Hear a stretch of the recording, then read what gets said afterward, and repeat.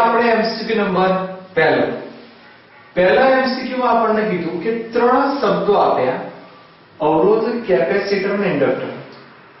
આ ત્રણેયનું એક પારિમાણિક સૂત્ર જાણી લો કે જેનાથી એવું સમજાવો કે આ આના કરતા અલગ છે, અથવા જો આ બંને સરખા હોય તો આ અલગ છે. આપણે એવું કંઈક કરવાનું છે કે જેના પારિમાણિક સૂત્રો એકબીજા કરતા અલગ હોય. તો એક કામ કરીએ, ત્રણેયનો વારાફરતી શોધી કાઢીએ.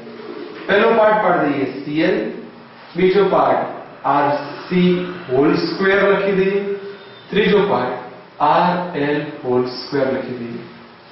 ચલો ટ્રાય કરજો. C એટલે શું? કેપેસિટર. L એટલે શું?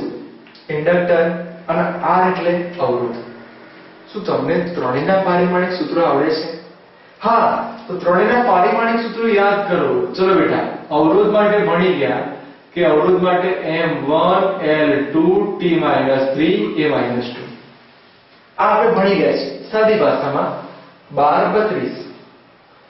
કેપેસિટર, તો કેપેસિટર નું બી ભણી ગયા છે MLTA, M-1 L-2 અને છેલ્લા બે 42. જ્યારે ઇન્ડક્ટર આ થોડું કદાચ ભૂલી ગયા હો તો 12મા ધોરણમાં 4th સેમમાં આવે છે. તો આનું પારિમાણિક સૂત્ર પણ આની જેમ જ યાદ રખાય, 1 2 2 2, પણ છેલ્લા બે માઈનસ. આ ત્રણેયની ખાસિયત કે 12 થી સ્ટાર્ટ થાય.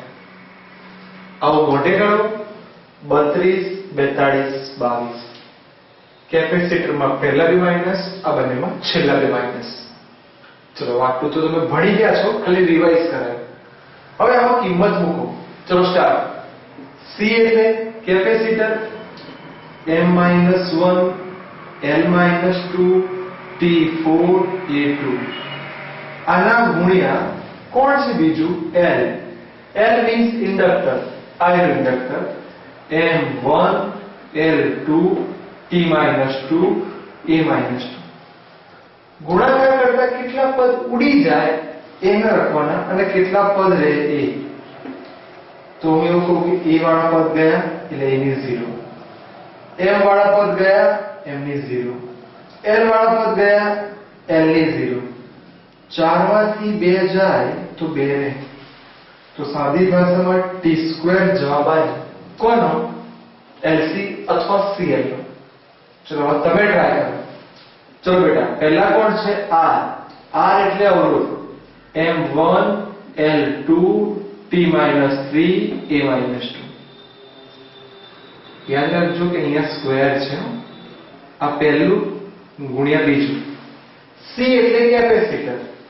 M-1 L-2 T4 A2. કેટલા ઉડી જશે? M ગયા, L ગયા, ધ્યાનથી. M cut, M cut, L cut, L cut, A cut, A cut. 4 માંથી 3 જાય, 1 રહે એટલે T1. પણ 12 સ્ક્વેર છે એટલે આનો જવાબ T² આવ્યો. મતલબ કે આ બંનેના સૂત્રો મળતા આવે છે. એટલે અહીં એવું લખું કે Cl બરાબર R²C². કોની દ્રષ્ટિએ? તો કે પારિમાણિક સૂત્રોની દ્રષ્ટિએ. આની માટે વિચારી. ચલો હવે હું આમાં નહીં કહું, તમારે જાતે પ્રયત્ન કરવાનો છે. R એટલે અવરોધ. M1 L2 T-3 A-2. પછી આ L એટલે inductor. M1 L2 T-2 A-2. ચલો બેટા, તમને હવે તો પરફેક્શન આવી રહ્યું છે. કેટલું ઉડી જાય કે સાહેબ કોઈ ઉડતું નહીં. n ની કેટલી ઘાત? 2 ઘાત. L ની કેટલી ઘાત? 4 ઘાત.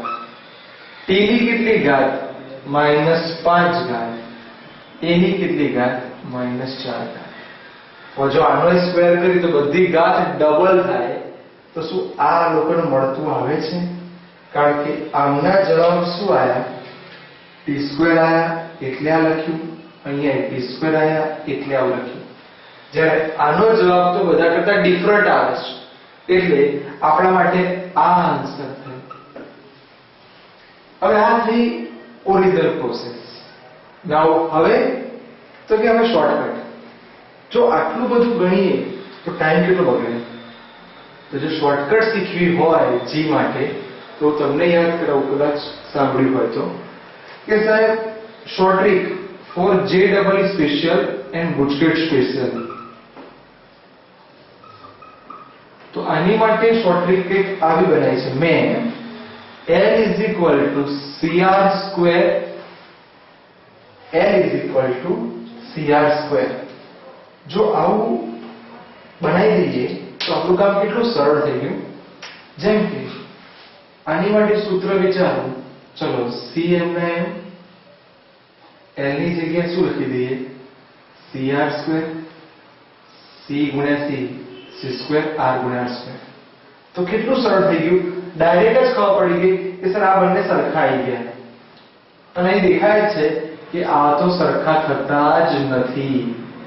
એટલે જો કોઈ વ્યક્તિ ગણવા ના જાય અને આ શોર્ટ ટ્રિક ખબર હોય, કઈ short trick? L is equal to CR square. કોની દ્રષ્ટિએ? તો કે પારિમાણિક સૂત્રની દ્રષ્ટિએ. તો એના MCQ વિધિના સેકન્ડ આવડી જાય. ડાયરેક્ટ આ ત્રણેયમાં જ્યાં L દેખાય તે કિંમત મૂકે, સરખું આવેલું સાચું, નહીતર ખોટું. ડન. તો આપણે જોયા પહેલો MCQ પારિમાણિક સૂત્ર વાળો.